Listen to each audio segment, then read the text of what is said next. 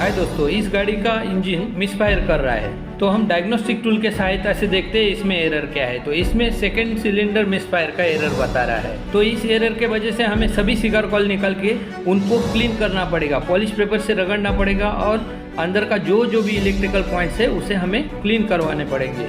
अंदर के जो स्प्रिंग है, रबर बूट है, इसको भी हमें प्रॉपर क्लीन करना पड़ेगा। इन सबको क्लीन करने के बाद वापस हम इसको असेंबल कर देते हैं। इन्हें असेंबल करने के बाद वापस हम इसको गाड़ी के ऊपर फिट कर देंगे।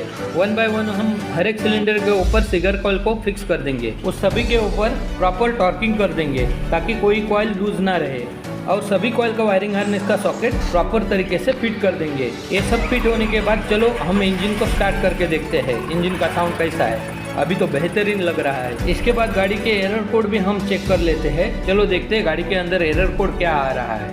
अभी तो इसमें नो एरर हो गया है, इसका मतलब गाड़ी ओके हो गई है।